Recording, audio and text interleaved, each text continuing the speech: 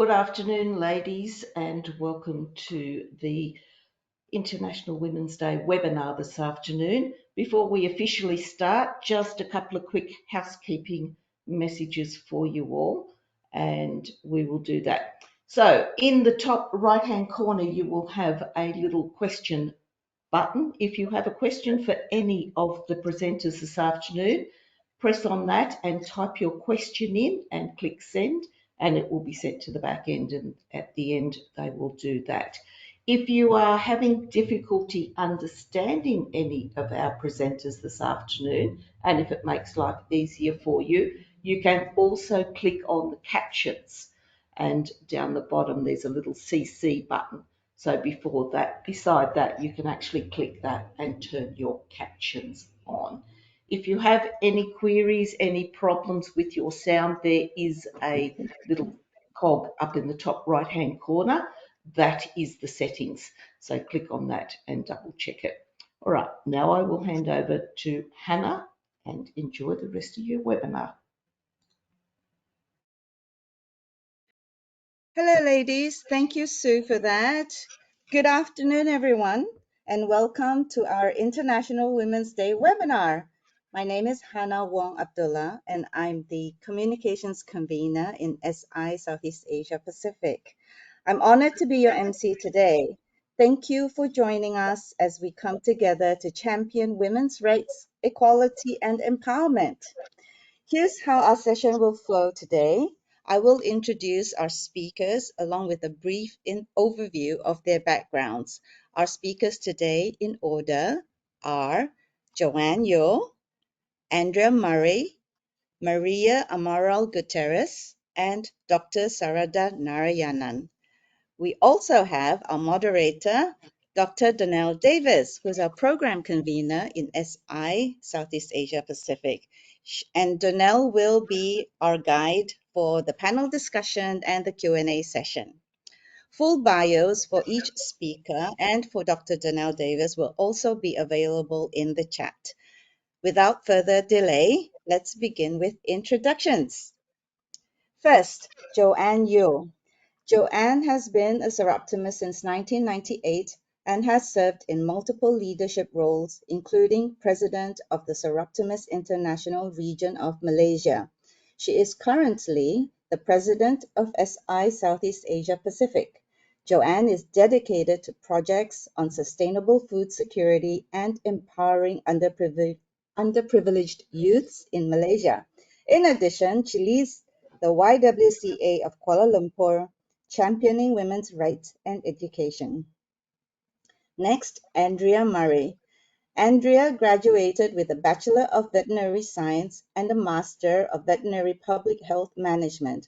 She has held key roles in biosecurity, animal welfare, and disease preparedness at Assure Quality in New Zealand. Andrea joined Seroptimist International in 2010, and she now leads the SI Aotearoa New Zealand project aimed at reducing the impact of ovarian cancer. And we have Maria Amaral Gutierrez as well. Maria is from Timor-Leste and holds a Bachelor of Science in Computer Science. She manages the Sanana Gusmao Reading Room, where she focuses on education and empowerment for women, girls, and marginalized communities. Her innovative work through library and educational programs is truly making a positive impact. And next, we have Dr. Sarada Narayanan. Dr. Sarada is the Assistant Program Director 2022 to 2026 at Seroptimist International Southeast Asia Pacific. As a medical doctor with over 25 years of experience, she has led impactful projects such as clean water for rural communities and food security and economic empowerment in Malaysia. Her leadership and expertise continue to drive positive change in our community. And finally, our moderator, Dr. Donnell Davis. Dr. Donnell Davis is a director with Seroptimist International Southeast Asia Pacific and serves as program convener across 13 countries. She represents global policy and impact across 5 federations and is both a UN representative and a CHOGM delegate. She's actively working regionally and internationally with exceptional teams that share the load. In addition, Donnell is the national president of the United Nations Association of Australia, where she develops partnerships, policies, and practices for a safer, fairer, and more sustainable future for all. After 2 decades in government, Donnell transitioned into roles in industry, private consultancy, international NGOs, professional bodies, and academia. As an associate professor, she leverages her extensive accreditations in audit, program evaluation, public policy, environmental management, coastal planning, and urban design to coach urban climate governance with interdisciplinary innovation and ethical design thinking. Wow, what a mouthful. Okay. Donnell is deeply committed to our Asia Pacific neighbors and our shared futures. Okay, and right now I can share with everyone, Donnell is very busy managing and taking care of a delegation of 11 ladies going to New York for the CSW coming up this month. Okay, thank you for listening. Full details of these bios, and I can see in the chat as well, details are being added to everyone, to the speakers' bios. So we can read that later. But now, without further ado, please join me in welcoming our outstanding moderator, Dr. Donnell Davis, who will now take over the session. Donnell, the floor is yours. Would you like to put on your camera and mic? Thank you very much. Thank you. Yes, we're off to, some of us, most of us are off to New York in 4 days. So yes, the countdown is on and it's such a magic time and it's such a wonderful year to celebrate International Women's Year. And in Southeast Asia, more so for us, because we have come so far in 30 years, so far in 50 years. In fact, we've got so many success stories, and of course, our speakers today are our success stories. So my first speaker, of course, is our wonderful president, Joanne. So handing over to you, Joanne. Thank you, Anthea. Good afternoon, good evening, panelists, participants, and friends.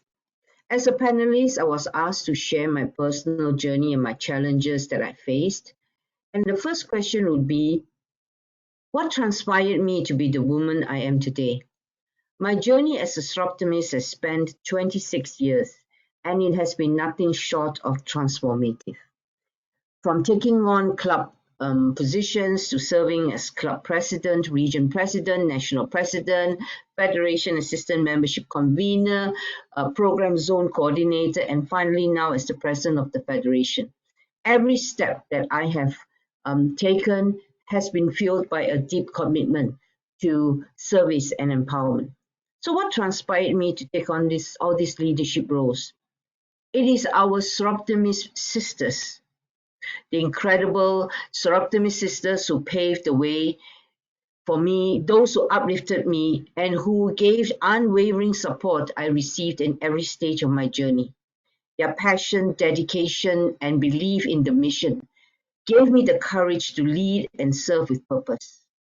So in this professional organization, let me say, sisterhood reigns in a spirit of commandery, mentorship, and shared vision that continues to nurture me. Together, we uplift, empower, and create lasting change. Because when women support women, there are no limits to what we can do. So what were the key challenges that I faced during my journey? Many times it was a balance of my Soroptimist work, my job, and my personal time. Now my job is Soroptimist work, and I enjoy it tremendously because I'm making a difference. Knowing that my efforts to positively change a person's life or communities gives me a deep sense of purpose and satisfaction. And of course, that's the notion of giving back because I feel that I've had all the privileges and the opportunities, and volunteering is my way of expressing gratitude by paying it forward. And of course, finding joy and fulfillment. There's a unique happiness in seeing smiles, feeling appreciated, and knowing that even small acts of kindness can have such a big impact. So, what would I say as a milestone throughout my journey? Sustainable Food Security Project in Kampong Tegudon in Sabah, where my fellow panelist, Dr. Surada, will be speaking a lot more about it later in this webinar. Now, it was a project that was undertaken by SI Region of Malaysia in collaboration with Starbucks Foundation, where we empowered 25 women, well, we say housewives actually. They weren't really women farmers, but with the empowerment that we gave them in organic farming and fish farming, these 25 housewives have now become breadwinners in their own family, and they themselves have actually impacted their own families' income and livelihood. Achievement, let me just say that this project has achieved so many SDGs. SDG 1, that which is no poverty, SDG 2, zero hunger, and SDG 10, which is reduce gender equalities, and SDG 17, which is revitalize global partnership for sustainable development.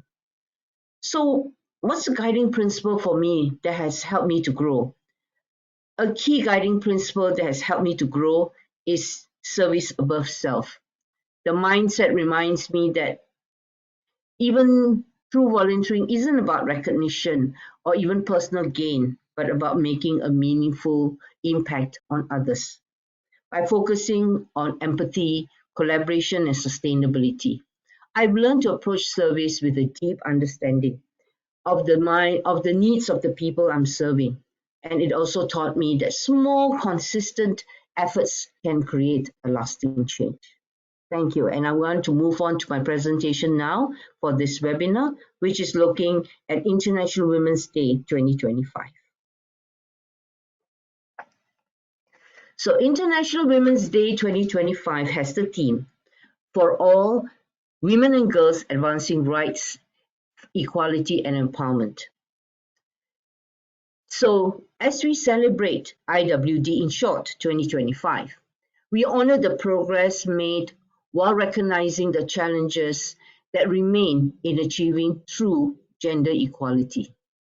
This year's IWD is especially significant as it also coincides with two key milestones. The 69th Commission on the Status of Women, in short, CSW 69, and the 30th anniversary of the Beijing Declaration and Platform for Change, and which is, in short, Beijing Plus 30. Together, these moments reinforce our collective commitment in advancing women's rights, amplifying voices, and driving meaningful change for all women and girls worldwide. Now, adopted in 1995, the Beijing Declaration and Platform for Action was a bold vision for gender equality, identifying 12 key areas where action was urgently needed to break systemic barriers for women and girls. As we mark Beijing Plus 30, we reaffirm our dedication to 12 critical areas of concern, ensuring that progress continues and commitments turn into lasting change. And these 12 areas of concern are women and poverty, education and training of women, women and health, violence against women, women and armed conflict, women and the economy, women in power and decision making, institutional mechanisms for the advancements of women, human rights of women, women and the media, women and the environment, and finally the girl child. These areas remain as relevant today as they were 30 years ago. We must act now to turn commitments into reality. Let me now speak and link it to our CSW 69. It marks a pivotal moment for gender equality because it will unite our global leaders, our policymakers, and our activists to assess the progress we've done, tackle the challenges, and drive real change. This session It's vital for holding governments accountable for their Beijing Plus 30 commitments, while addressing pressing needs that are affecting our women and girls, and these include climate change and its impact, technology's role in advancing or even undermining equality, the effects of conflict, migration, and displacement, and the growing backlash against women's rights. CSW 69 is a call to action, ensuring that commitments translate into lasting progress for women and girls worldwide. And finally, let us link it to International Women's Day 25. I will ask for a call to action. It is a rallying cry for governments, organizations, and individuals to accelerate progress towards true gender equality. In 2025, we must commit to advancing women's leadership and decision-making progress, strengthening protections against gender-based violence and opportunity and discrimination, closing the gender pay gap and expanding economic opportunities, ensuring quality education and healthcare for all women and girls, and also adolescents, ending harmful practices like child marriages and female genital mutilation, and holding leaders accountable for their gender equality promises. This is our moment to turn commitments into action and drive real change. Thank you.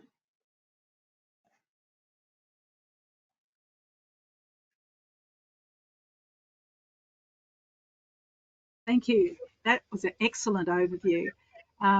We also need to put people on notice that Joanne is going to give a personal statement, meaning personal as part of the president. It's the first time SISEAP has been invited to give our ECOSOC status statement, and we're specialising in adolescents because 60% of our population is under age 25 in this region, and there's some really special things that we need to do for our girls because they're worse off. So yes, watch this space. Looking forward to it, Donna. So I encourage everybody to get on Hoover, WHOVA, and you can link into any of the sessions over the next 3 weeks. Thank you. Okay. Thank you. I'm very mindful of time, and thank you for the personal introduction. That was really great. I'm mindful of time, so I really have to rush on and introduce Andrea Murray. Andrea and I, several years ago, on my birthday actually, did a late night session on cancer and how that affected women in Southeast in our federation. And I was so blown away by your session that you had on ovarian cancer. And I was so inspired when New Zealand decided to take that on as a national project. So and I'd love other people to understand more about it. So over to you, Andrea. Thank you, Donnell, and thank you to everybody else. It's a great opportunity to be here to talk to you today. Just to introduce myself a little bit more following the introduction from Hannah. I'm a veterinarian, and I was first introduced to Seroptimist International through a colleague a few years ago. At the time, I was a single mum. I was working full time. I think I was studying as well. So it wasn't good timing for me to do something else in my life. But I was able to join a few years later when things had calmed down a bit and I had a bit more time to spare, because I've always had an interest in supporting women and girls, being a girl and then a woman myself, and experiencing some of the inequalities that I experienced as a child. And they weren't massive by international terms, but just watching how in my family I had a brother and a sister, and how we were treated differently, not only in our family but by the communities as well. And that's not this last century, but it's not that long ago. So I've always been interested and passionate about supporting women and girls and trying to address that inequality. So I did take the opportunity to join in 2010. And since that time, I've been a member in 2 clubs in New Zealand because I have shifted cities. And I managed to be president of both of those clubs, which was an amazing opportunity. I have met some fantastic women who I don't think I would have met through any other mechanism in my life, both in New Zealand and around the world. I have had the opportunity to travel to CSW, which has been mentioned earlier, in March in New York, and that was just a fantastic eye-opening experience, just being able to experience and hear and understand what was happening around the world for women and girls. And that has shaped a lot of my thinking in terms of what's important and what we need to do to try and shift the dial really for women and girls. I've also attended the Istanbul conference, the International Seroptimist Conference, where Yvonne Simpson, a New Zealand Seroptimist, was inducted as the international president. So that was, again, I met some very, very interesting and amazing women at that conference and heard some fantastic things. So as a result of all of that, I'm now find myself leading the national project for New Zealand, which is a privilege, an absolute privilege. It's been a bit of a ride over the last 3 years, and I'm just going to take you through that now. So I'll hand over to the presentation if that's okay.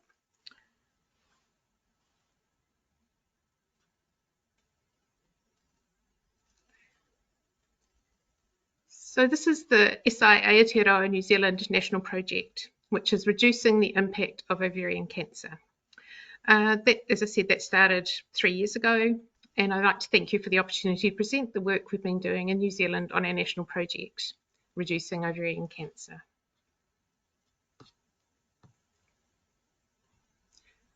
Okay. So our project from 2022 to 2025, originally it was 2 years, it was extended for an additional year, which was a huge vote of confidence in the work that's happening in the country, is education, advocacy and funding to reduce the impact of ovarian cancer in Aotearoa, New Zealand. The nature of the project when we first set it up was to educate women on the symptoms of ovarian cancer and what to do if they have those symptoms, advocate for research and government funding, advocate for women to be heard and action to be taken when they have symptoms, and development of a campaign based on See Us, Hear Us, Help Us, and fundraise to support these and other initiatives. Now, the national project aims to address barriers to diagnosis and treatment at a national and a local level to reduce the time to diagnosis, improve the likelihood of success of treatment, put women and their families' minds at rest in the event the diagnosis is negative through early access to diagnostic tools, and provide ongoing benefits to the women, their families and their communities. We set out to measure our success in this project as well, and there's still a lot of work to do in this space, but some of the things we were looking at measuring are the number of women and girls we reach in our awareness, the advocacy that's done, the amount of work, amount of money that we raise for the 3 charities that we support in this important work.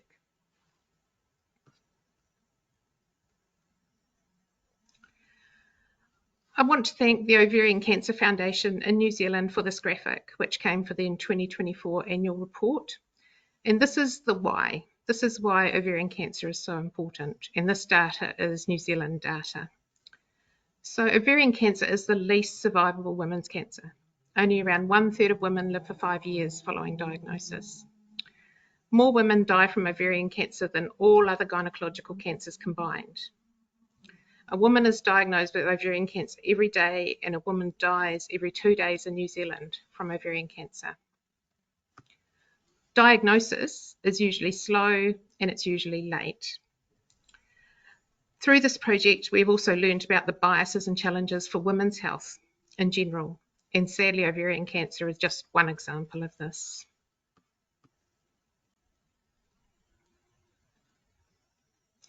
So the national project contributes to the following SDGs.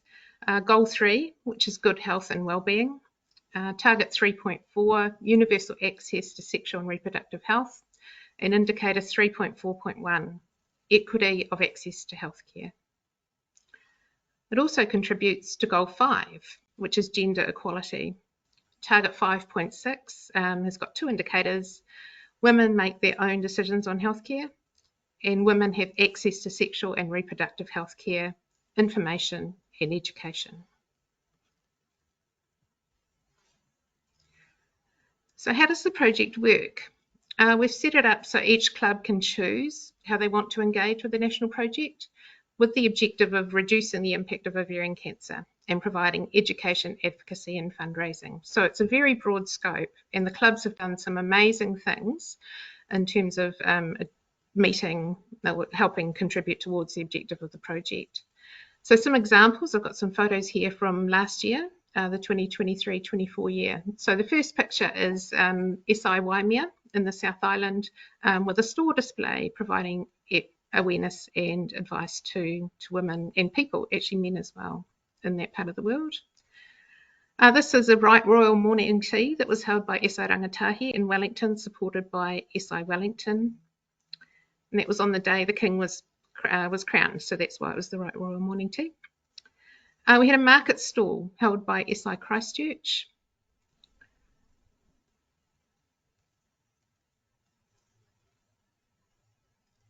The next one, I think, is a garage sale from SI in New Plymouth. There we go. There are the ladies there with all of their things to sell at the garage sale. SI North Canterbury held an awareness and fundraising lunch. And SI Wellington held an art exhibition and raised funds and awareness through that. So you can see the broad range and scope of activities that the clubs are undertaking.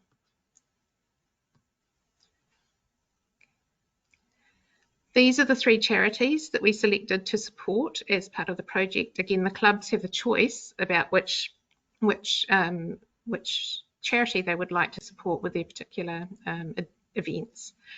So they are the Ovarian Cancer Foundation New Zealand, Canine Medical Detection and Talk Peach. So the Ovarian Cancer Foundation has got 2 seroptimists as trustees, that's Liz Pennington and Maddie Chamberlain. Canine Medical Detection, they have got dogs that can detect cancer in urine samples actually, and including ovarian cancer. They're working on that at the moment because diagnosis is a very big challenge with ovarian cancer. And Talk Peach, which covers all of the gynecological cancers, including ovarian cancer. Many clubs have invited speakers from these charities to come and talk to them. Some have invited women living with cancer, and there was we had a webinar with the Ovarian Cancer Foundation last year. So they're being very engaged with the charities as we work through this work. These are the 2 annual reports that we've produced so far. One of our objectives was to measure what we do and report on that. So each year an annual report is produced documenting and communicating the work carried out. These draw on a range of sources to reduce rework and maximise efficiency, including PFRs. We are encouraging and supporting clubs to complete these because by doing that we can reuse that information in our reports, and it also goes into the database, which is really important for international work. Social media, direct reports from clubs and information from the charities themselves. So what have we achieved so far? To date, in the first 2 years of the project, which was to the end of April 2024, there have been more than 64 activities completed and more than $50,000 raised, which is an amazing effort for our 19 clubs across the country. And in the second year itself, which was the 1st of May 2023 to the 30th of April 2024, we had 17 of our 19 clubs participate, completing 44 activities and more than $27,000 raised. So in terms of club participation, the number of activities and the amount of money raised, they're all increasing over time, which is a great tribute, I think, to the clubs and how they've embraced this project. Next steps. So the current project ends in April after 3 years, and it's been quite a journey for us, and it's a bit bittersweet that this part of the project is coming to an end, but I'm delighted that SI Aotearoa New Zealand has voted the next natural project to continue to be ovarian cancer, led by the Western Club. And huge thanks to the Western Club for picking this up, and we are in handover at the moment in preparation for that. What have we learnt during this process? Clubs appreciate the opportunity to do what they do best and the freedom to choose how they engage with the project. The use of existing information to inform our reports to reduce the administrative burden on clubs and encourage submission of PFRs. Educating ourselves has been a great place to start. We know women who have sought medical advice based on what they've learnt through this project, which is a major success for all of us, I think. And better measures, particularly around advocacy and awareness raising, is something that we're continuing to work on. And I know the new The new organisation has got, and Western Club have got some really good ideas in that space. And the third annual report, the current year ends on the 30th of April, so we'll be looking to produce our third annual report later on in the year.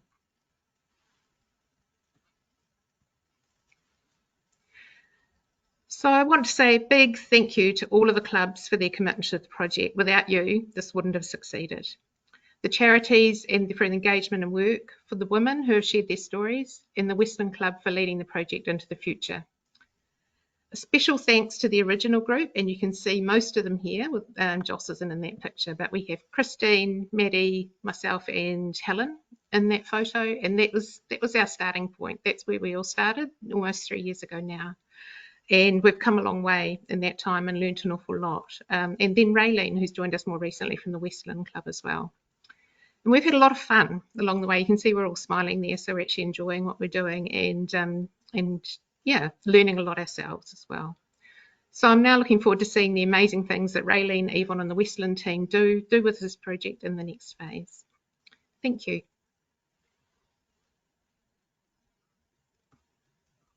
Thank you. That's so important for us to hear, and so important for us to take stock of our own health. Otherwise, if we can't help ourselves, we can't help others. So I learnt so much from you last time I heard from you, and I always do. So thank you. Now, the African Federation is very keen. Of course, their whole 53 countries in Africa are working on cervical cancer because they're nowhere near what we do here. And they lose millions of women a year unnecessarily. So African women, have they approached you at all? Do you know? No, I haven't had any contact from the African women, but I'd love to speak to them and help where we can and just share. I actually started with cervical cancer because the test we were using in New Zealand wasn't the one that was being used in Australia. And but then they introduced it here, so we moved. Well, there's a range of reasons we're doing ovarian cancer, but yeah, absolutely happy to help out and let them know what worked and what didn't. Yeah, that's wonderful. Now, the Raylene who's carrying on from this is Raylene McMullen. Yes, that's correct. Wonderful. She's coming to CSW, so now I'm going to line her up with some of the African women. Watch this space. Wonderful idea. Thank you, Danielle. Thank you. Sorry, I shouldn't be interrupting and holding up the proceedings, but this is really important topics, and I'm so proud of how far you've come and actually validating the canine testing. That's so important. We shouldn't just stick to old-fashioned and outdated Western medicine. We should be adopting every tool in the toolkit. So thank you. Thank you. Okay. It's love to hear from you anytime. Now, it's my privilege and my pleasure to introduce Maria Guterres. There's a little bit of background on Maria. She won a scholarship through West Australia back 10 years ago, and she came back last year, and I met her in West Australia again, and we've been able to do all sorts of wonderful things since then in Timor-Leste. And I didn't get to your Timor-Leste Day, which was in June, 22nd of June is your national day. But we do want to set up a club there, and we have got 12 women interested in doing that. But we need the government to actually pay for things, Maria, and that's where the stumbling block is. So, you know, watch this space. We're in a wonderful time. So it's my pleasure to now hand over to Maria and hear your wonderful success story. I'm so proud of you too. Thank you. Yeah, good afternoon, all the dear participant, honored guests, and fellow gender equality advocates. I'm Maria Amaral Guterres, commonly known as Mary. I'm very pleased to join you all today as a panelist in this very important webinar focusing on the theme for all women and girls, right, equality, and empowerment. So, I'm from Timor-Leste, a small but vibrant country in the Southeast Asia, and I'm the manager of one of the non-profit organization called Shanana Gusmao Reading Room, the organization that focusing on education area. So you can see in the screen, this is my country with a traditional house. And so today, I want to share with you my experience about how education changed my life to become who I am now. So I'm the one of the beneficiary from the Soroptimis International Journal. And for me, education is the key to the people's success, and with education can change a person's life to be good or even better.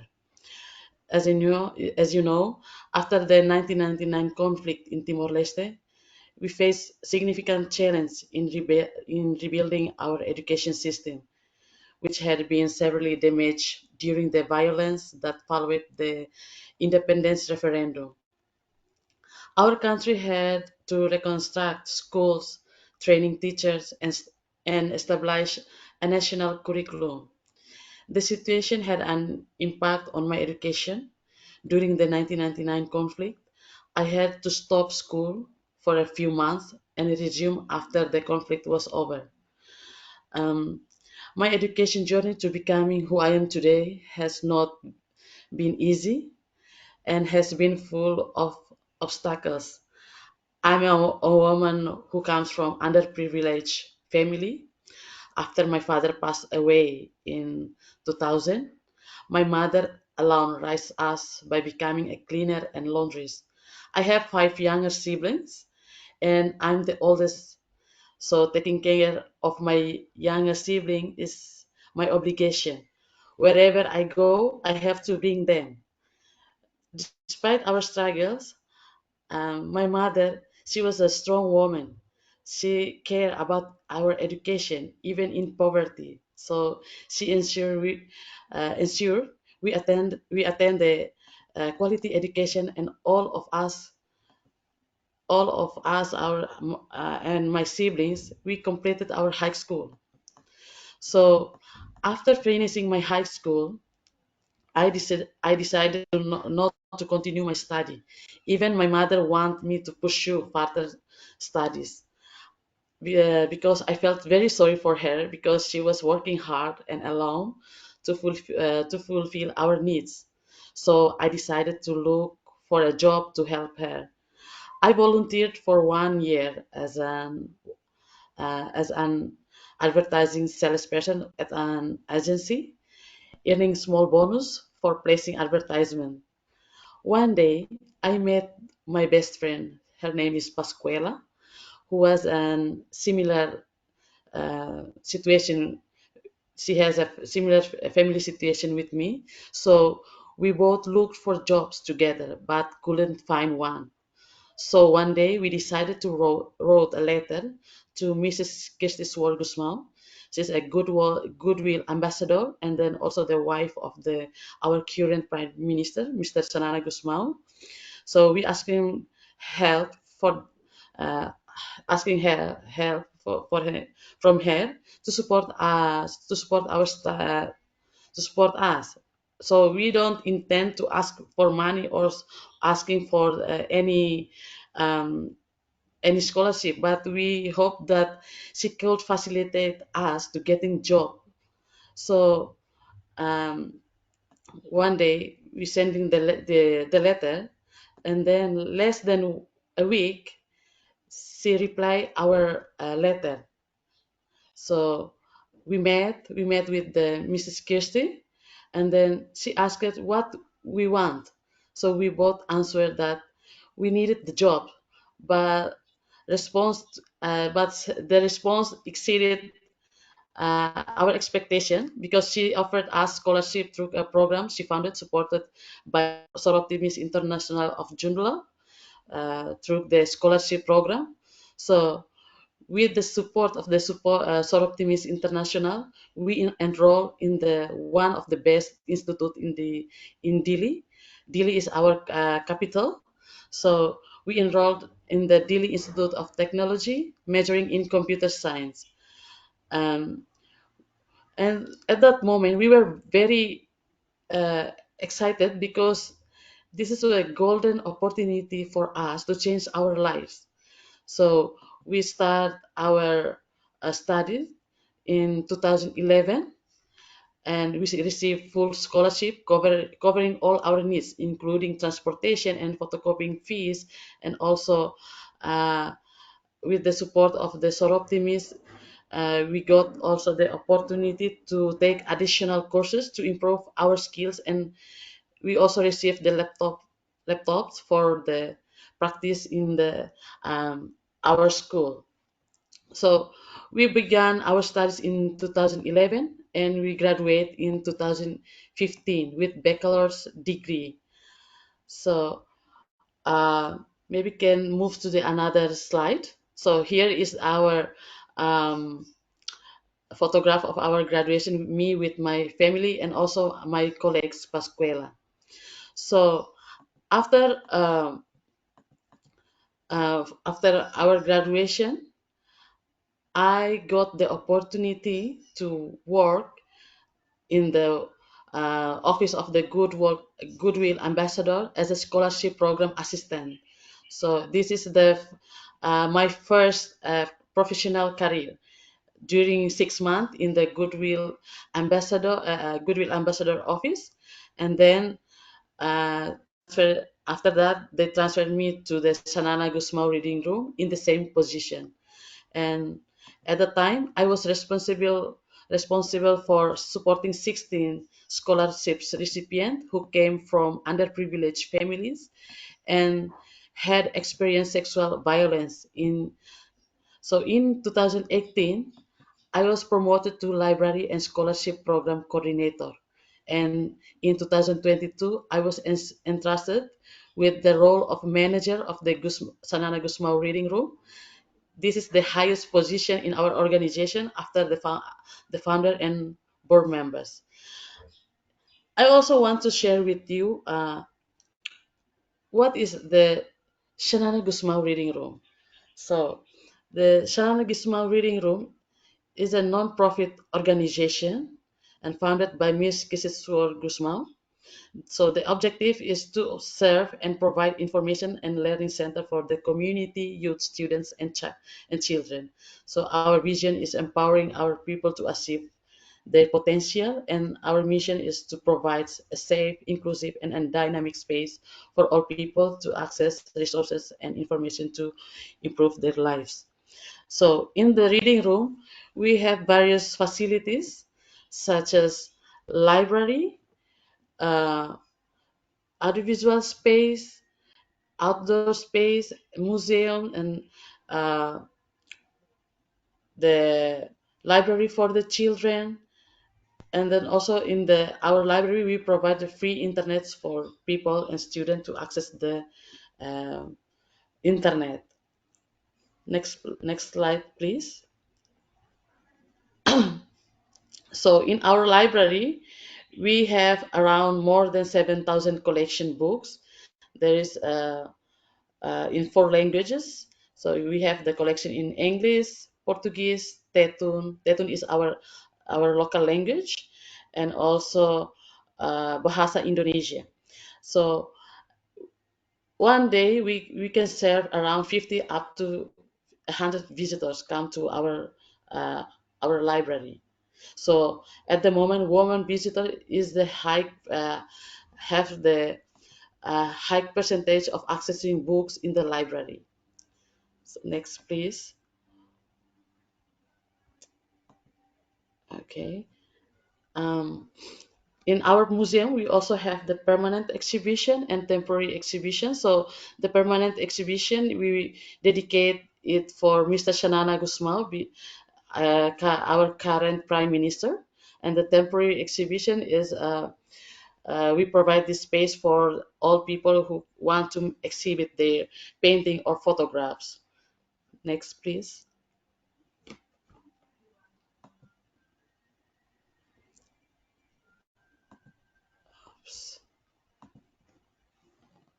So in our audiovisual space, we provide the space for the people to come and saw our documentary film of Timor-Leste. So this all facilities is free for everyone to come and access the facilities. So we have the documentary film from 1975 until the conflict on 1999.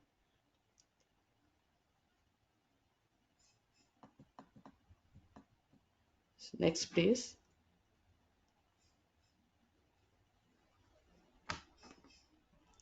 Okay.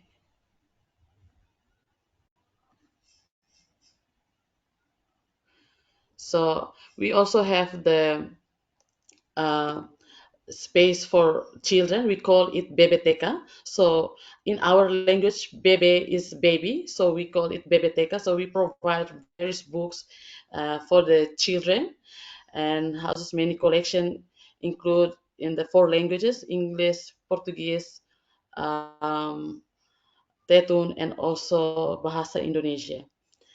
And next, please.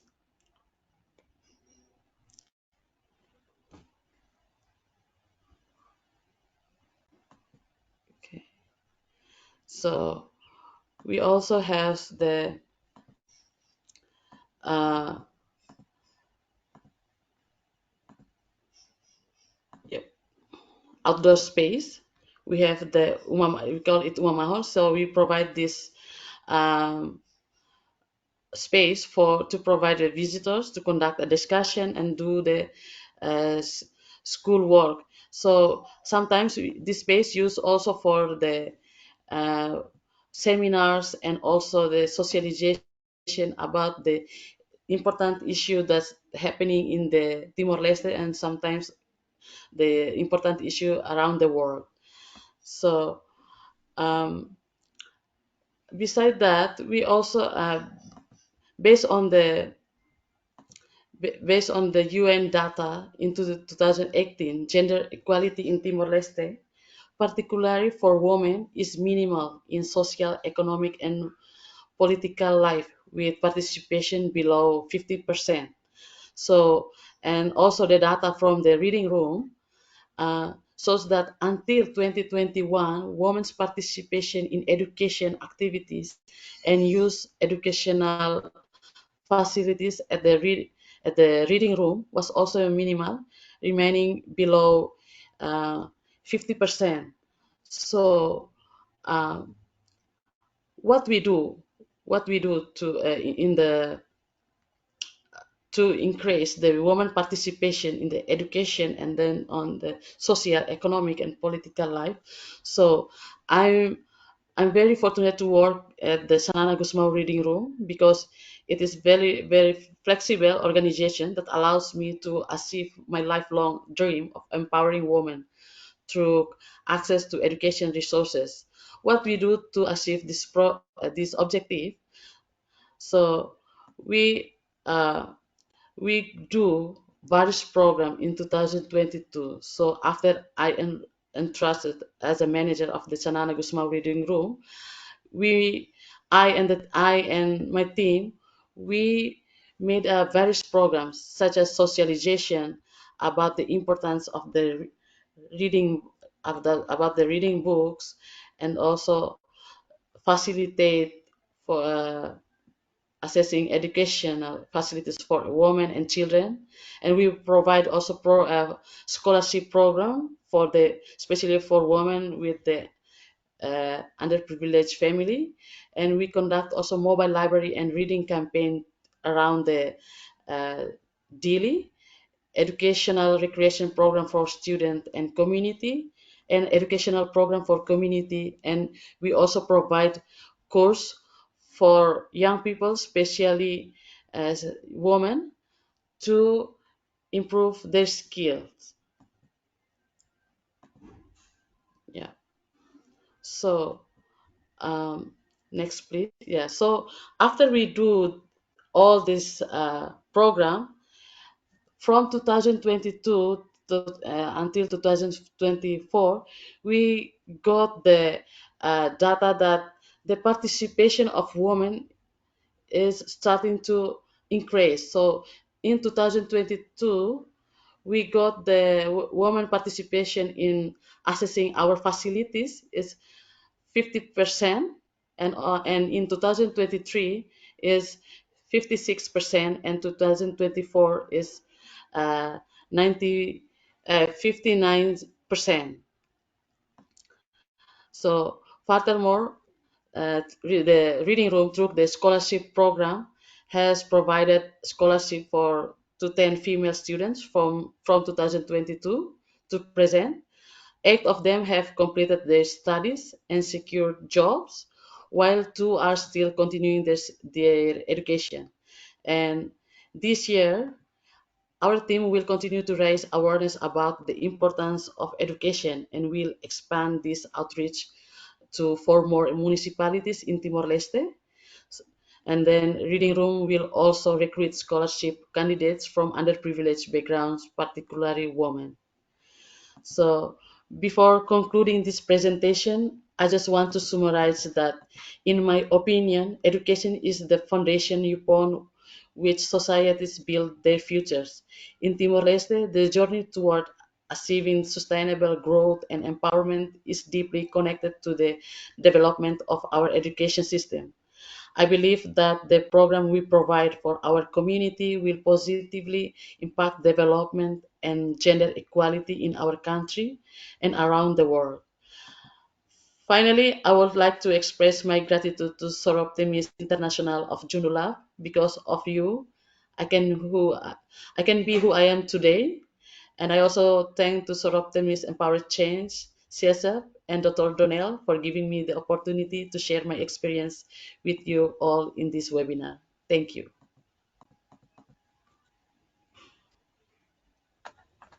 Thank you so much. I've heard some of that before, but your numbers, your absolute numbers and the improvements over those 3 years is just outstanding, considering the difficulties and the obstacles that you face every day.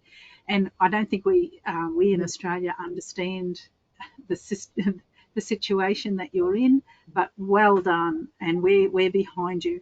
I'm glad you put the amount for each person to be educated every month.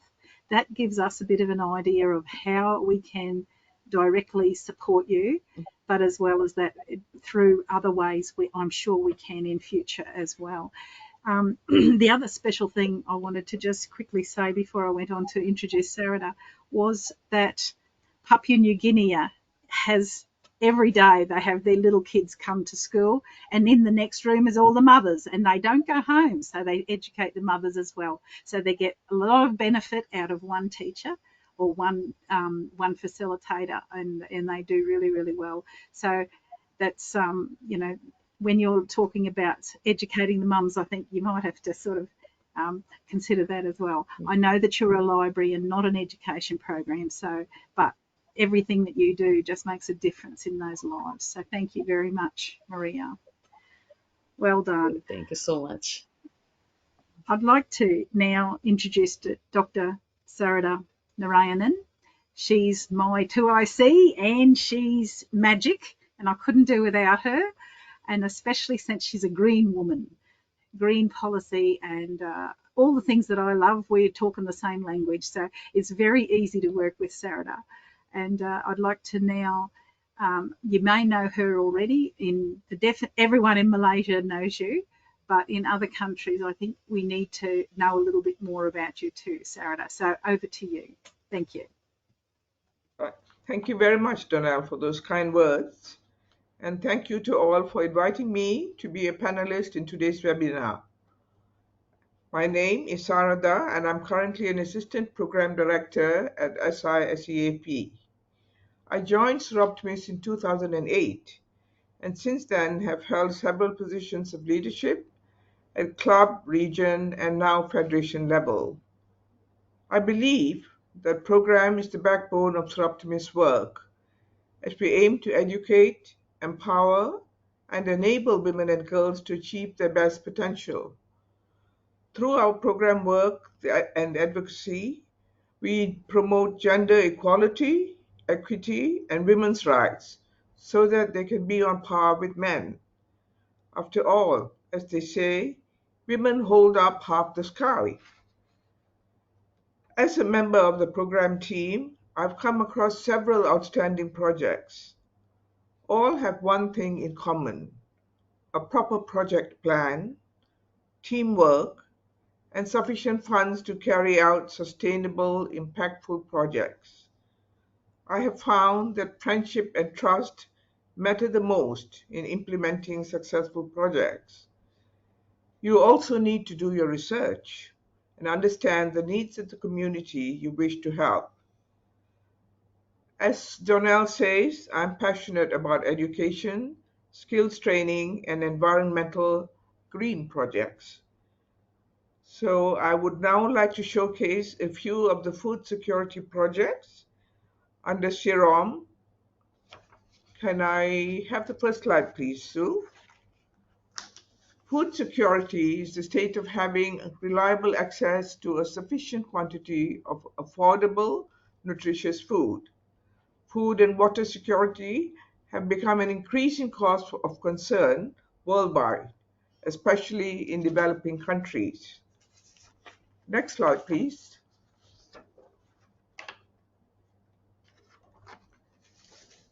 This map shows that food insecurity has increased overall from 25.3% in 2019 to 29.6% in 2022. That is according to FAO.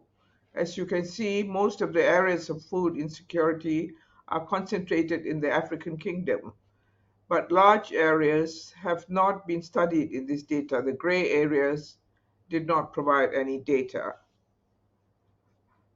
Indicators of food insecurity include stunting and obesity, both of which are indicators of malnutrition. Prevalence of anemia is especially noticeable in children below 5 years and in pregnant women. Food security is closely linked to the nutritional health and well-being of a nation. Next. Food security depends on various factors, and climate change, causing extreme weather events such as excess heat, drought, and floods, all affect food security. Food security also depends on accessibility, availability, and affordability. And of course, climate change affects all three of these. Agriculture uses 70% of the world's fresh water consumption, and 1/3 of the world food is produced by smallholder farmers, mainly women in SISEAP countries. However, Malaysia is only 60% self-sufficient in rice and other food crops. It looks like we need to adapt and diversify the type of crops that we grow. Next slide, please. SI Malaysia decided to launch food security projects in 3 villages in Malaysia in 2024. All share similar problems: lack of food security, rural and remote locations making road access difficult, and lack of income-generating activities in their own villages. Next. The first project was launched in Kampung Sungai Lebak, which is in Bentong, Pahang. 10 Orang Asli families, these are indigenous families, were trained in aquaponics farming, and they were taught how to grow rock melons as well as other leafy greens, ginger and fruits, and rear tilapia fish. Aquaponics is a sustainable form of farming which combines vegetable growing with rearing fish. It recycles wastewater from the fishes to supply nutrient-dense water to grow vegetables. It also requires minimal water. This project was undertaken in partnership with Good Growers and was sponsored by Heineken Malaysia through their CSR arm, Spark Foundation. The next slide. In this picture, you can see the rock melons that were grown in hydro pots. The previous slide, please, Sue.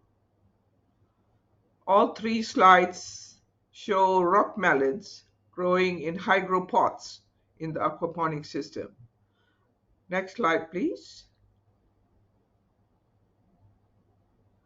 And here you can see the tilapia fish in the aquaponic system. And these women are planting and pruning leafy green vegetables planted on an A-frame. Next slide, please. SIROM members decided to have a volunteer day at Kampung Sungai Lebak in June of 24 to coincide with World Environment Month. Members mingled with the Orang Asli Fazer community and helped with planting vegetables, harvesting ginger and greens, and later cooking a sumptuous meal for all to enjoy. You can see more members of SIROM team in green and pink enjoying the volunteer day session at the farm. Next slide, please.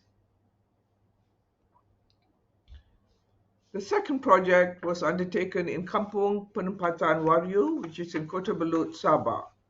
15 farmers, mainly women, were trained to grow vegetables, how to compost, and they were also provided with compost to commence farming.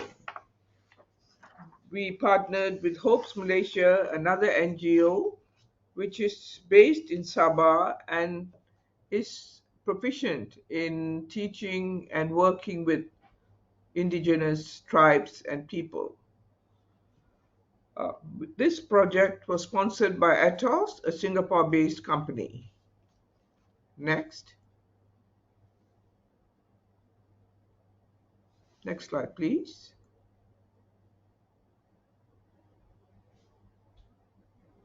You can see in these pictures the lush green vegetables that are being grown.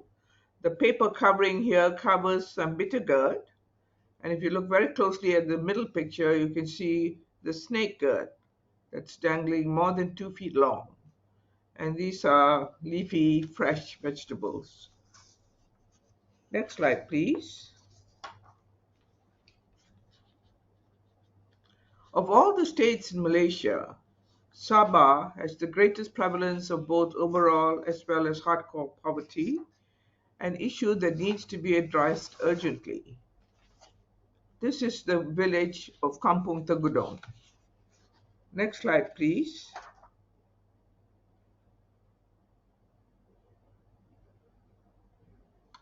Kampung Tegudong in Kadamayan, Kota Belud, Sabah. We worked with 25 families, mainly women, who signed on to be taught how to grow leafy green vegetables, tubers, and yams. We wanted them to diversify from growing just one type of vegetable. We taught them how to compost and trained them in rearing tilapia fish, which you can see on the side here. They also were taught how to sell their produce so that they could earn an income. We partnered with Hopes Malaysia in this project as well, and SI Kota Kinabalu was involved in both the Sabah projects. This project was sponsored by Starbucks Malaysia, and they provided coffee grounds from their outlets in Sabah to be mixed with the compost for better harvests. Next slide, please.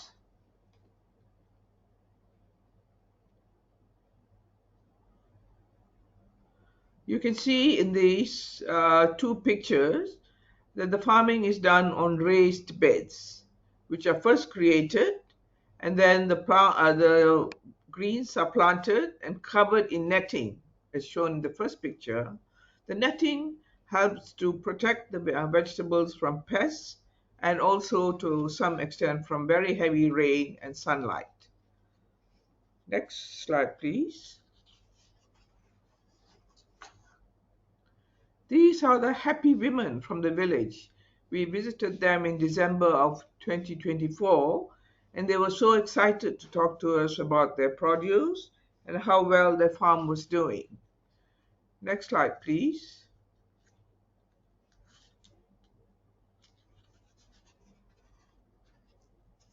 SIROM used various strategies in implementing these projects.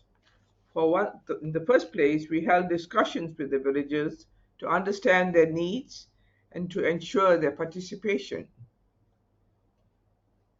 Multi-stakeholder involvement to ensure optimal outcome. partnerships with local NGOs like Hopes Malaysia and Good Growers, who are well versed with farming techniques and provided the necessary training and guidance. And finally, sponsorship from various private corporations whose vision and mission are aligned with SIROM and SI. I have included several more SDGs apart from the ones mentioned by Joanne. These projects are aligned with several SDGs, including 1, 2, 3, 4, because we did focus on education and skills training, gender equality, 8, economic empowerment, reduced inequalities, and most importantly, partnerships for better goals, 17. All these have led to sustainable food security, economic empowerment, and financial security for rural communities. Next slide, please. Farmers are now consistently earning between 300 to 400 ringgit a month from their monthly harvest. This means they have excess money to feed their family as well as to send their children to school. Women who originally started as housewives are now successful farmers who have become breadwinners of their families. They can independently improve their family's farms and income. Next slide, please. Helga says, I am very grateful to be part of the program. I've learned to plant leafy vegetables without harmful pesticides. Before this program, I do not like vegetables much. But after planting the vegetables in my farm, I must have vegetables every day. I am grateful that I've been able to sell my vegetables and generate income for myself and my family. Thank you everyone for listening. I hope you were all equally inspired by these rural women who have been so resilient in the face of various adversities. Let us learn from them as they learn from us. Thank you very much for your support and your attention. Thank you. Thank you. That's so wonderful to see from so vulnerable to be the community leaders and the breadwinners and to allow their kids to go to school. But more than that, what seroptimists who get their hands dirty on those projects get is a wonderful sense of meaning and purpose and achievement and productivity. So I'm really proud and I'm really pleased that those 3 projects that the whole of Malaysia adopted as the region of Malaysia projects really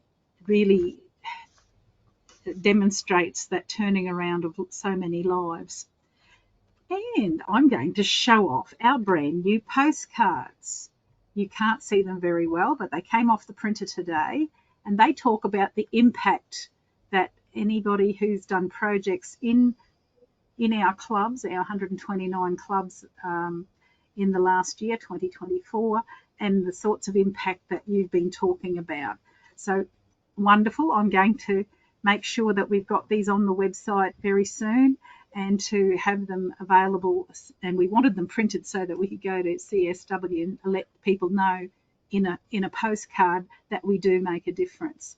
But your stories today personalise that and make the difference real.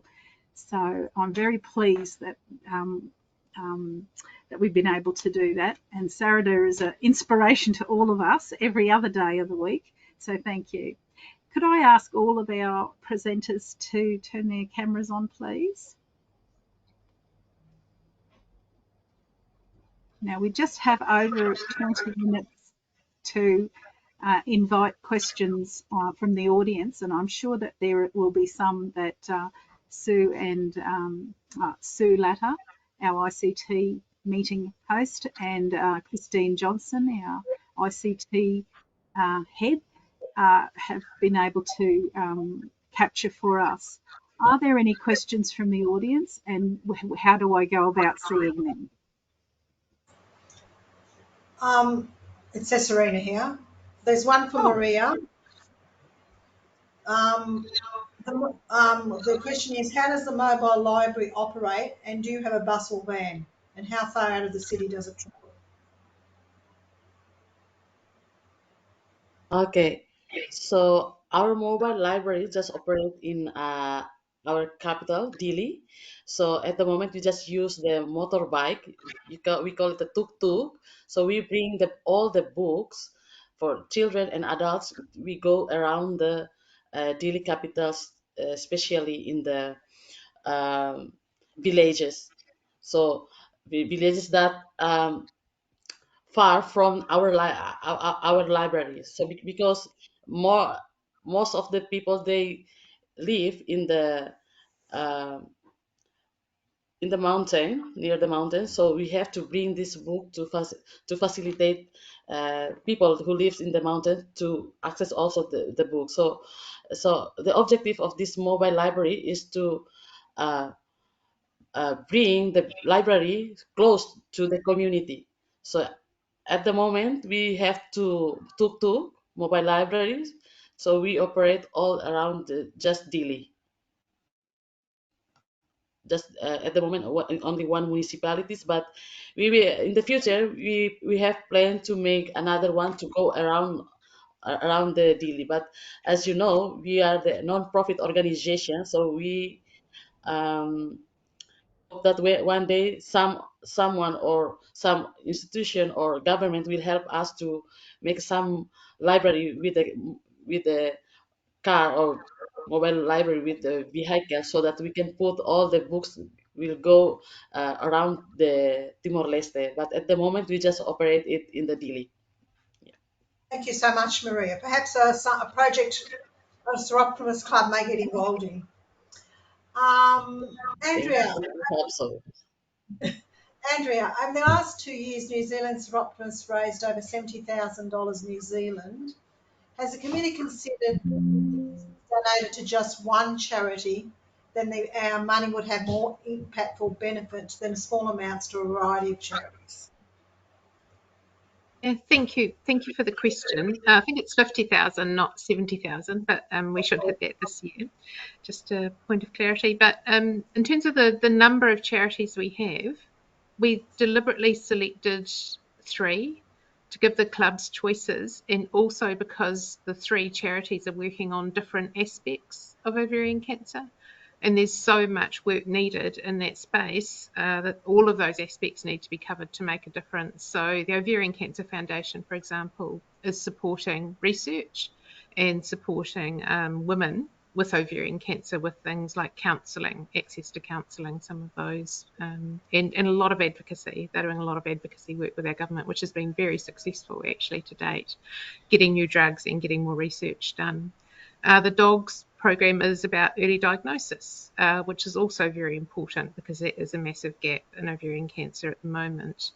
And the third charity is all gynecological cancers. So there's an opportunity to leverage off what they're doing for what's happening in ovarian cancer. So that was the rationale behind it.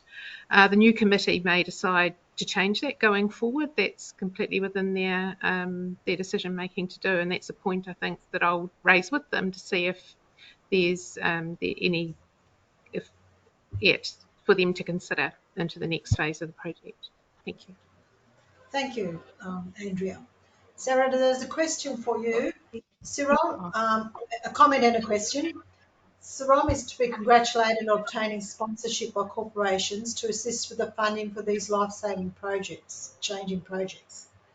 Whilst you have now built up a relationship, was it difficult in the beginning to convince these companies to work with you? Thank you for the question, Christine. Or was it from Cesarina? Yes. It's a question that Um, was meant. from the public. Okay. Right. Actually, in the first place, we had to get a buy-in from the villagers themselves. That was the most important, because if we don't get the buy-in from the people, they are not interested in doing farming, or they don't understand the impact that it will have on their lives. So the first discussion with the villagers is the most important. As for corporate sponsorships, we did approach them directly, and I think our previous work, we show videos of past work or previous projects we have done as testament to the kind of projects that we do and the kind of impact that we can have. And so sometimes, like in the case of Heineken, for this project in the Orang Asli women, they approached me and said, would you like to apply for funds? We would like to champion food security in the next couple of years. So it works both ways. Once you've established a rapport with certain corporations, they might sometimes approach you uh, the other way around and ask if we'd like to continue working with them. Thank you, Sarada. I have got a question, but I've got a comment, um, which reads, a vote of thanks and congratulations on what our presenters have achieved in their areas of focus. Also, a vote of thanks for the informative presentations made this afternoon. There can be no doubt about the positive impact that SI Sisterhood is having around the world to ensure that women have a global voice for change and gender equality. I just want to remind attendees that if they wish to ask a question, they can do so through the question box on their screen. And I just have another question. Just hang on. I'll just interrupt, and there was something that was asked of me earlier, and that was to explain that Maria and Pascuala were last year awarded a very small Brilliant Futures Fund. It only covered their airfares to come back to Western Australia and to come back and talk about and to progress the sorts of things they were doing. So that was one of the Brilliant Futures Fund. It was only the value of the airfares because all the Seroptimist women supported in kind, and their transport was covered and the food was covered. Everything else was covered as Seroptimists do. So what it made is you could see where every dollar of this Brilliant Futures Fund went. And we're very pleased that for that round, we made 2 decisions on Brilliant Futures Fund, and one of them was for that project for both Pascuala and Maria to come to Joondalup in Western Australia. So I was supposed to explain that earlier on. Okay, so over to you, Cesarina. We have a question for Joanne. You mentioned that we should also focus on adolescent health. Can you elaborate on what specific areas you think clubs should focus on? I am going to pass this question over to Donnell, who's the expert on this, as she has been moving this area of girls, adolescents, because she keeps saying everybody focuses on women and girls. But what happened about what about adolescents? So I'm going to pass this on to you, Donnell. Okay, well, it's a big issue everywhere in the world, but definitely in Asia Pacific and definitely in Africa because our population situation. Now, why are the adolescents don't get proper recognition? They give the support and education, everything to brand new babies going into school, and they give it to women later on. But in that area, that very vulnerable area, and the WHO decided to call it from age 9 to age 19. These women are vulnerable. They're vulnerable because they get pulled out of school and they don't have career options. They're vulnerable. They don't know anything about puberty, so they end up getting, very well personal hygiene to start off with. Then they get married off really early because some of our countries, the custom is the minute you get puberty, you can be sold or bartered, or the process for girls being into forced marriage or early marriage. They can also accidentally become pregnant, and that has happened. So what I was, some of the brilliant work that Seroptimists do is actually in Malaysia. And there were several major projects that Dr. Irathandi, I can't remember what club that was, but we did amazing things that day. Now, it's a different approach. It's a medical approach, not a spot puberty approach. Spot was one of the projects that we had Brilliant Futures Fund, but this other one that you do also was captivating in a totally different way with 4 major outcomes. And girls learn about puberty, but they learn about self-respect and confidence and a whole range of other things too, and even talked about hygiene. Now, wouldn't think that something like personal hygiene was an issue, but when it comes to why is it important to look after our adolescents, they fall through the cracks. They're the ones who don't have choices for futures if they have an accident or have, put in a vulnerable situation and they come off worst. And some of them don't ever get back into an education or economic self-sufficiency or even healthy enough to have a family, raise a family when they are properly grown up.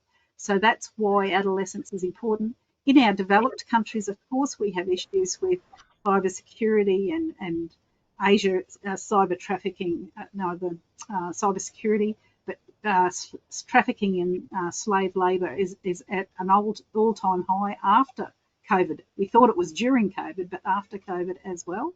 And of course, the people who are the demographic that is trafficked or slave traded, sometimes statelessly, they end up without papers in another country, and of course they're at the mercy of anybody, and can be blackmailed and worse.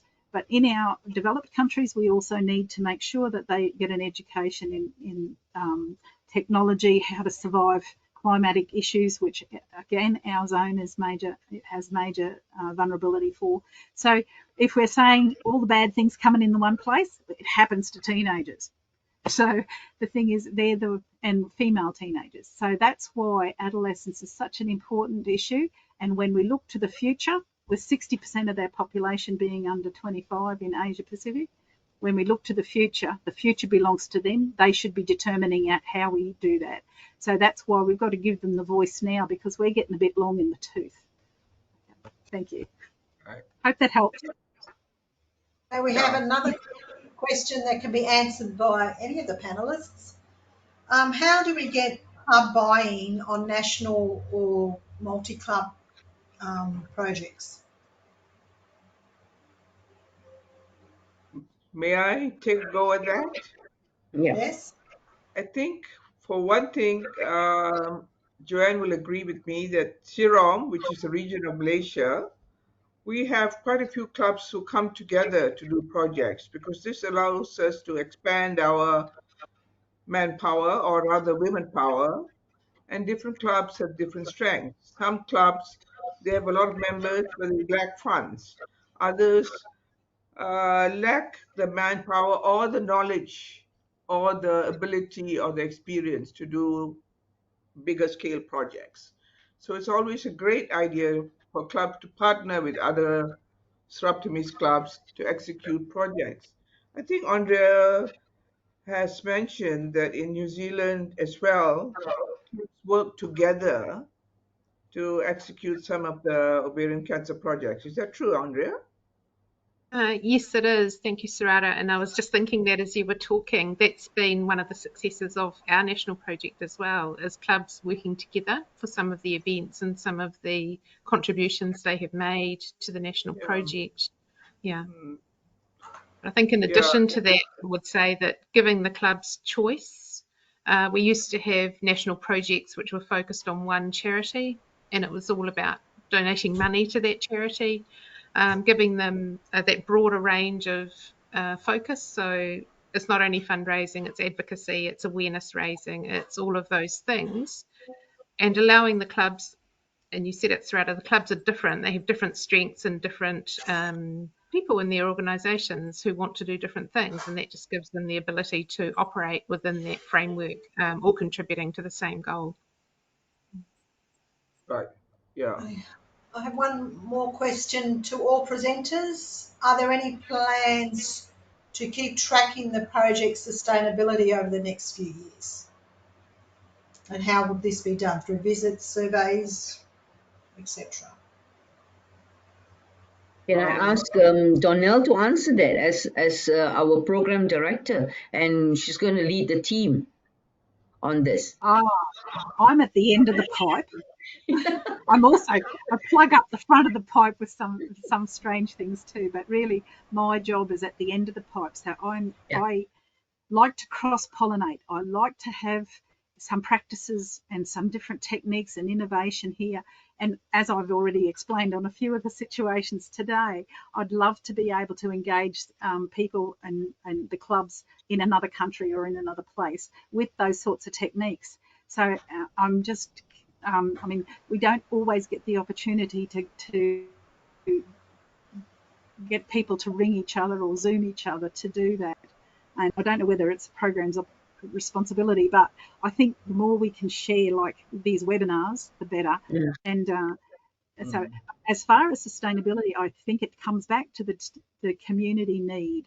It always has to start at the Yes. community. It's all very well for us to sit on the outside being do-gooders, or want to be do-gooders, and sometimes we have to allow people to be self-sufficient and know when to leave, but also know how to bring them to the next stage. You know, when you start in small business and all of a sudden you get so big, and there's different stages that we can help. So we've got to step back and be guided by the needs of those communities that we're serving.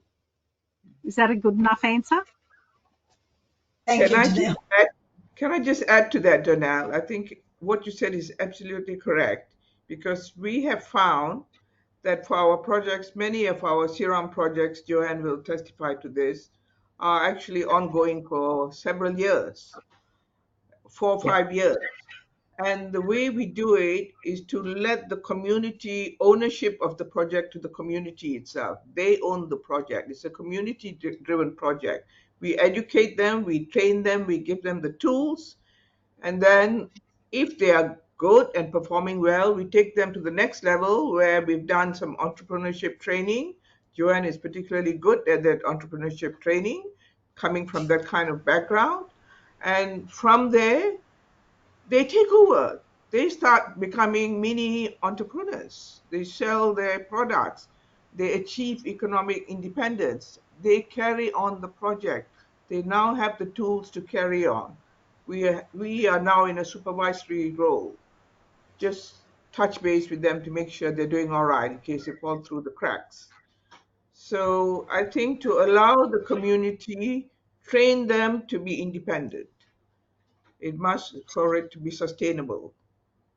One of the case studies we're showcasing in New York, you know, their hard yards were done 3 years prior to it actually having a breakthrough. And of course, when the breakthrough happened, it actually has gone off like wildfire. And then we look at Pinktober, which is Pinktober was the cancer, the bus that goes around Fiji. I don't know if we've got any Fijians online, but now this is the 12th year that Pinktober has been happening. So the role that Sir Optimist has played has changed from being the mover and shaker and advocate to being a supporter to actually being the promoter of the local governments who run it. And the federal government who gets involved. So how lovely that you know, something that an NGO said this is a really great need has taken 12 years to become a government core business, and for it to be, for our role as Sir Optimist to have that different role over time is, and that's a testament to itself as well, and the trust and respect that we have in that country. So, that's Thank just you. some examples. Maria has experiencing weak internet at the moment. That's why she's no longer on screen, just to let you know. And I think that's all of the questions, I think. Okay, so we have 1 minute and 23 to hand over to Hannah to sign off. If there's no other issues that you presenters wish to discuss. Okay, I'm handing over to Hannah. Thank you.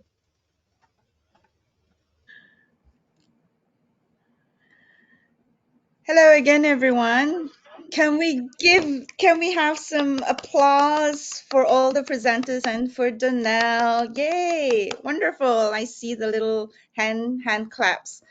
I hope you've all benefited and learned something today. I definitely have.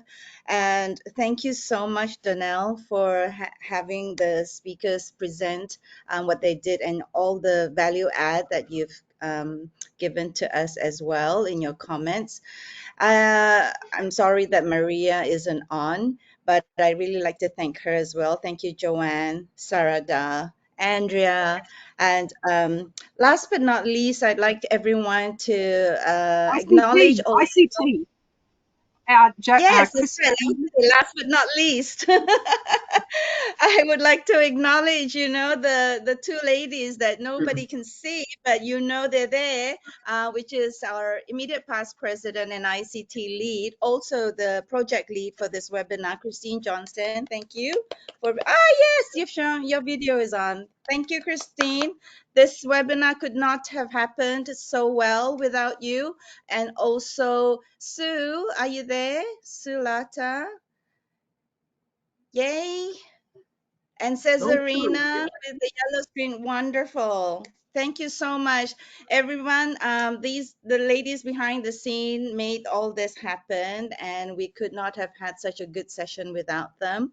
I have really, what's the word? I'm very appreciative of Joanne talking about advocacy, Andrea, the health empowerment, way forward, Sarada, food, economic empowerment, and Maria, of course, sharing with us about education empowerment. So it's all about supporting each other, ladies. I hope you've gotten a lot of this as we celebrate International Women's Day this year. So thank you all. I hope you've enjoyed this wonderful session. We truly appreciate all your participation. And for those who want to explore more, I think get in touch with any of your Seraptimus sisters in your city, or contact us on the website siseap.org. All right, thank you. Have a great evening, afternoon, and we hope to see you again very soon. Christine, let's do another webinar soon, yeah? Okay. Thank you, everyone. All the best. Thank you. Thank you so Bye. much.